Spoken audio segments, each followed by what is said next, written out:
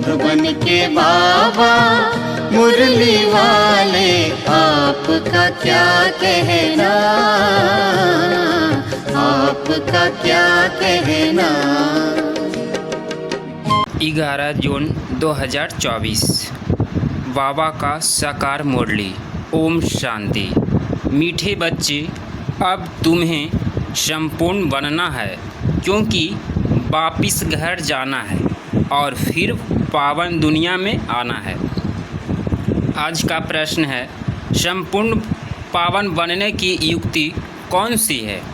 इसका आंसर है, संपूर्ण पावन बनना है तो पूरा बेगर बनो। देह सहित सब संबंधों को भूलो और मुझे याद करो, तब पावन बनेंगे। अब तुम इन आँखों से जो कुछ देखते हो, यह सब विनाश होना है। इसीलिए धन, संपत्ति, वैभव आदि सब भूल बेगर बनो। ऐसे बेगर ही प्रिंस बनते हैं। ओम शांति। मीठे मीठे रूहानी बच्चों प्रति रूहानी बाप समझा रहे हैं, बच्चे यह तो अच्छी रीति समझते हैं कि शुरू में आत्माएं सब पवित्र रहती है। हम ही पावन थे। पतित और पावन यह आत्मा के लिए ही कहा जाता है। आत्मा पावन है तो सुख है। बुद्धि में आता है कि हम आप पावन बनेंगे तो पावन दुनिया के मालिक बनेंगे। इसके लिए ही पुरुषार्थ करते हैं। 5000 वर्ष पहले पावन दुनिया थी, उसमें आधा कल्प तुम पावन थे, बाकी रहा आधा कल्प। यह बातें और कोई समझ नहीं सकते। तुम जानते हो, पतित और पावन, सुख और दुख, दिन और रात आधा आधा है। जो अच्छे समझदार हैं, जिन्होंने बहुत भक्ति में की है, वही अच्छी रीति समझेंगे। बाप कहते हैं, मीठे बच्चे, तुम पावन थे। नई दुनिया में सिर्फ तुम ही थे, बाकी जो इतने सब हैं वह शांति धाम में थे। पहले पहले हम पावन थे और बहुत थोड़े थे। फिर नंबर 1 मनुष्य सृष्टि वृद्धि को पाती है। अब तुम मीठे बच्चों को कौन समझा रहे हैं? बाप आत्माओं को परमात्मा का बाप समझाते हैं। इसको कहा जाता है संगम। इसको ही कुंभ कहा जाता है। मनुष्य इस संगम युग को भूल गए हैं। बाबा ने समझाया है 4 युग होते हैं। 5वां यह छोटा सा लिप संगम युग है। इसकी आयु छोटी है। बाप कहते हैं, मैं इनकी वानप्रस्थ अवस्था में प्रवेश करता हूँ। बहुत जन्मों के अंत के भी अंत में बच्चों को यह खरीदी है ना, बाप ने इसमें प्रवेश किया है। इसकी भी बायोग्राफी सुनाई है। बाप कहते हैं, मैं आत्माओं से ही बात करता हूँ। आत्मा और शरीर दोनों का इकट्ठा पाठ होता है। इनको कहा जाता है जीव आत्मा। पवित्र जीव आत्मा, अपवित्र जीव आत्मा। तुम बच्चों की बुद्धि में है कि सतयुग में बहुत थोड़े देवी देवता होते हैं। फिर अपने लिए ही कहेंगे, हम जीवात्मा जो सतयुग में पावन थी, वह फिर 84 जन्मों के बाद पतित बनी है। पतित से पावन, पावन से पतित, यह चक्र फिरता ही रहता है। याद ही भी उस पतित पावन बाप को कहते हैं। तो हर 5000 वर्ष बाद बाबा एक ही बार आते हैं, आकर स्वर्ग की स्थापना करते हैं। भगवान एक है, ज़रूर वही पुरानी दुनिया को नया बनाएंगे। फिर नए को पुराना कौन बनाता है? रावण। क्योंकि रावण ही देह अभिमानी है बनते हैं। दुश्मन को जलाया है जाता है, मित्र को नहीं जलाया जाता है। सर्व का मित्र एक ही बाप है जो सर्व की सतगति करते हैं। उनको सब याद करते हैं क्योंकि यह है ही सबको सुख देने वाला, तो ज़रूर दुख देने वाला भी कोई होगा। यह है 5 विकारों रूपी रावण। आधा कल्प राम राज्य, आधा कल्प रावण राज्य। स्वादिष्टता निकलते हैं ना, इसका भी अर्थ बाप समझाते हैं। इसमें पूरा चौथा होता है, जरा भी कम जास्ती नहीं। यह ड्रामा बड़ा एक्यूरेट है। कोई समझते हैं हम इस ड्रामा से निकल जाए, बहुत दुखी है। इससे तो जाकर ज्योति ज्योत जला समाए, वह ब्रह्मा में लीन हो जाए, लेकिन कोई भी जा नहीं सकता। क्या क्या ख्यालात करते हैं। भक्ति मार्ग में प्रयत्न भी भिन्न भिन्न करते हैं। सन्यासी शरीर छोड़ेंगे तो ऐसे कभी नहीं कहेंगे कि स्वर्ग व वैकुंठ पधारा। प्रवृत्ति मार्ग वाले कहेंगे फलाना स्वर्ग पधारा। आत्माओं को स्वर्ग याद है ना, तुमको तो सबसे ज़्यादा याद है।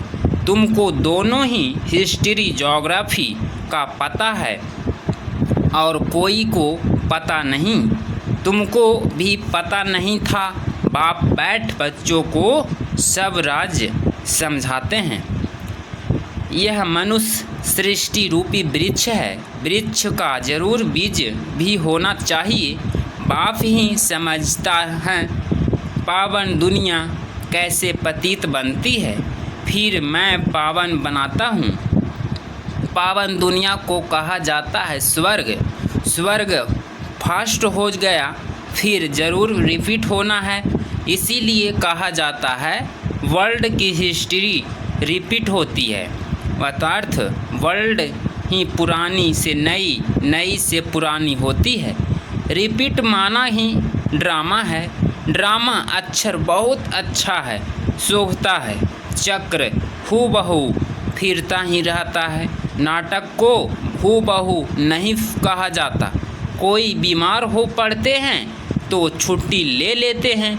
तो तुम बच्चों की बुद्धि में है हम पूज्य देवते थे फिर पुजारी बने। बाप आकर पतित से पावन बनाने के लिए युक्ति बताते हैं, जो कि 5000 वर्ष पहले बताई थी। फिर कहते हैं बच्चों मुझे याद करो। बाप पहले पहले तुमको आत्मा अभिमानी बनाते हैं। पहले पहले यह शक्र पाठ देते हैं। बच्चे अपने को आत्मा समझो, बाप को याद करो। इतना तुमको याद कराता हूँ। तुम फिर भी भूल जाते हो। भूलते ही रहोगे जब तक ड्रामा का अंत आए। तब अंत में जब विनाश का समय होगा तब पढ़ाई पूरी होगी। फिर तुम शरीर छोड़ देंगे, जैसे सर्प की एक पुरानी खाल छोड़ देते हैं ना। तो बाप भी समझाते हैं तुम जब बैठते हो अथवा चलते फिरते हो देही अभिमानी होकर रहो। आगे तुमको देह अभिमान था, अब बाप कहते हैं आत्माभिमानी बनो। देह अभिमानी में आने से तुमको 5 विकारों पकड़ लेती है। आत्म अभिमानी बनने से कोई विकार पकड़ेगे नहीं। देही अभिमानी बन पाप को बहुत प्यार से याद करना है। आत्माओं को परमात्मा बाप का प्यार मिलता है। इस संगम युग पर इसको कल्याणकारी संगम कहा जाता है, जबकि बाप और बच्चे आकर मिलते हैं। तुम आत्माएं भी शरीर में हो, बाप भी शरीर में आकर तुमको आत्मा निश्चय कराते हैं। बाप एक ही बार आते हैं, जबकि सभी को वापिस ले जाते हैं। समझाते भी हैं, हम तुमको कैसे वापिस ले जाएंगे। तुम कहते भी हो हम सभी पतित हैं, आप पावन हो, आप आकर हमको पावन बनाओ। तुम बच्चों को पता नहीं है कि बाबा कैसे पावन बनाएंगे। जब तक बनावे नहीं तब तक क्या जाने। यह भी तुम समझते हो, आत्मा छोटा सितारा है, बाप भी छोटा सितारा है, परंतु यह ज्ञान का सागर, शांति का सागर तुमको भी बाप आप समान बनाते हैं। यह ज्ञान तुम बच्चों को भी है जो तुम फिर सबको समझाते हो। फिर सतयुग में जब तुम होंगे तो यह ज्ञान सुनाएंगे। क्या नहीं, ज्ञान सागर बाप को एक ही है जो तुमको अभी ही पढ़ाते हैं। जीवन कहानी तो सबकी चाहिए ना, वह बाप सुनाते ही रहते हैं, परंतु तुम घड़ी घड़ी भूल जाते हो। तुम्हारी माया के साथ बुद्धि युद्ध है।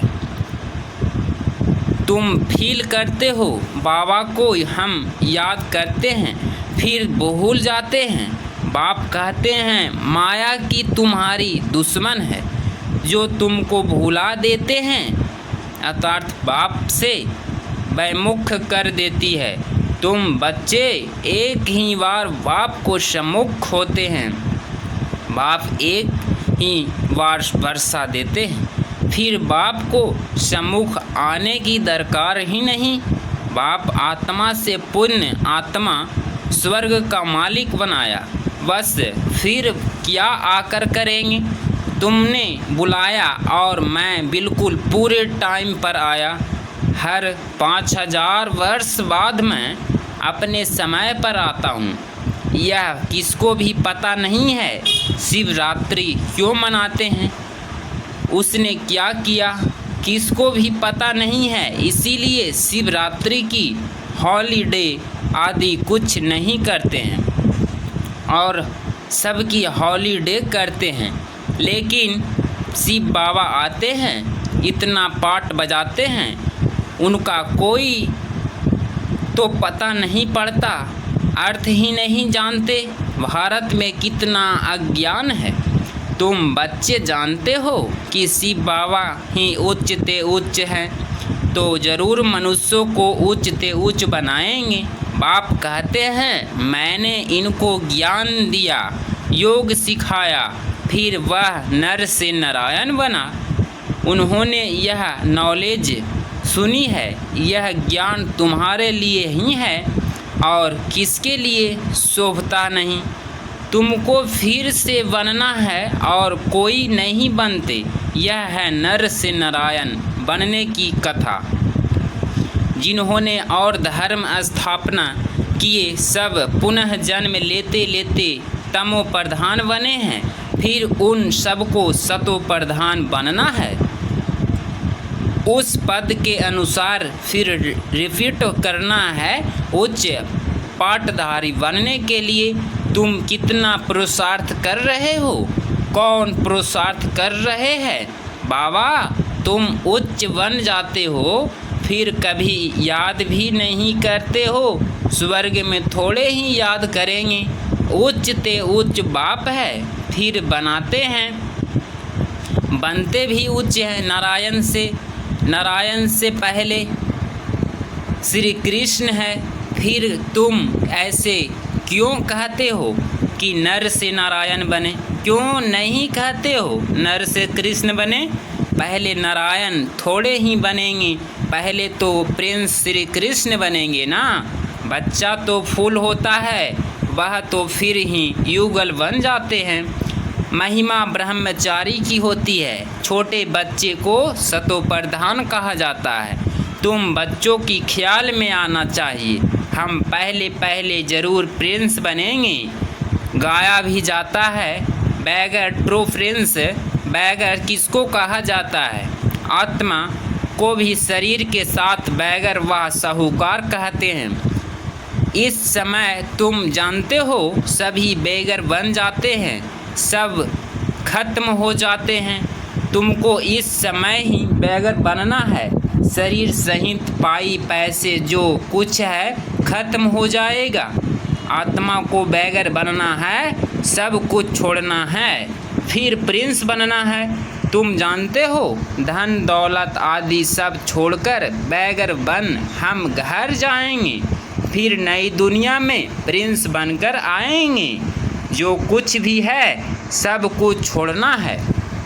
यह पुरानी चीज़ कोई काम की नहीं है। आत्मा पवित्र हो जाएगी, फिर यहाँ आएगी पाठ बजाने। कल्प पहले मिसल जितना तुम धारण करोगे उतना उच्च पद मिलेगा। भल इस समय किसी भी पास 5 करोड़ है, सब खत्म हो जाएंगे। हम फिर से अपनी नई दुनिया में जाते हैं। यहाँ तुम आए हो नई दुनिया में जाने के लिए, और कोई सत्संग नहीं जिसमें कोई समझे कि हम नई दुनिया के लिए पढ़ रहे हैं। तुम बच्चों की बुद्धि में है बाबा हमको पहले बेगर बनाकर फिर प्रिंस बनाते हैं। देह के सब संबंध छोड़े तो बेगर ठहराना तुम भी है नहीं। अभी भारत में कुछ भी नहीं है। भारत अभी बेगर इंसॉल्वेंट है, फिर सॉल्वेंट होगा। कौन बनते हैं? आत्मा शरीर द्वारा बनती है।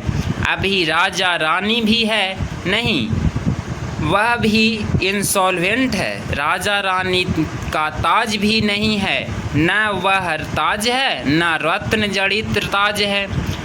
अंधेरी नगरी है, सर्वव्यापी कह देते हैं, गोया सब में भगवान है।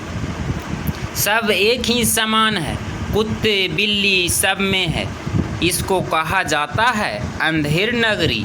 तुम ब्राह्मणों की रात थी, अब समझते हो ज्ञान दिन आ रहा है। सतयुग में अभी जागती ज्योत है, अभी दीवा बिल्कुल डल हो गया है। फिर भारत में ही दीवा जलाने की रस्म है और कोई थोड़े ही दीवा जलाते हैं। तुम्हारी ज्योत बुझाई हुई है। सतो प्रधान विश्व के मालिक थे, वह ताकत कम होते होते अभी कुछ ताकत ही नहीं रही है। फिर बाप आए हैं तुमको ताकत देने। बैटरी बाहर भरती है आत्मा को परमात्मा बाप की याद करने रहने से बैटरी भरती है। अच्छा, मीठे मीठे सिकिलधे बच्चों प्रति माता पिता बाप दादा का याद प्यार और गुड मॉर्निंग। रूहानी बाप की रूहानी बच्चों को नमस्ते। रूहानी बाप की रूहानी बच्चों को नमस्ते नमस्ते। धारणा के लिए मुख्य सार पॉइंट नंबर 1। अब नाटक पूरा हो रहा है, हमें वापिस जाना है, इसीलिए आत्मा को बाप की याद से सतो प्रधान पावन जरूर बनना है। बाप समान ज्ञान का सागर शांति का सागर अभी ही बनना है। पॉइंट नंबर 2, इस देह से भी पूरा बैगर बनने के लिए बुद्धि में रहे कि इन आँखों से जो कुछ भी देखते हैं वह सब खत्म हो जाना है। हमें बेगर से प्रिंस बनना है। हमारी पढ़ाई ही है नई दुनिया के लिए।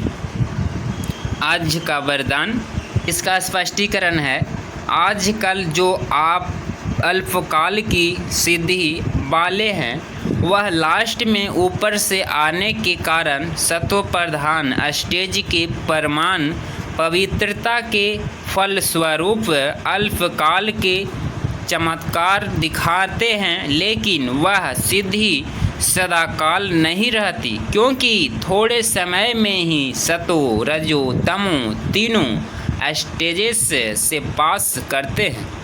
आप पवित्र आत्माएं सदा सिद्धि स्वरूप हैं। चमत्कार दिखाने के बजाय चमकती हुई ज्योति स्वरूप बनने वाले हैं। अविनाशी भाग्य का चमकता हुआ सितारा बनने वाले हैं। इसीलिए सब आपके पास ही अचली लेने आएंगे।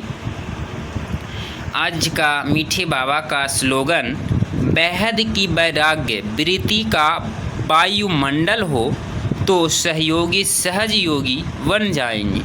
बेहद की वैराग्य वृत्ति का वायुमंडल हो तो सहयोगी सहज योगी बन जाएंगे। ओम शांति।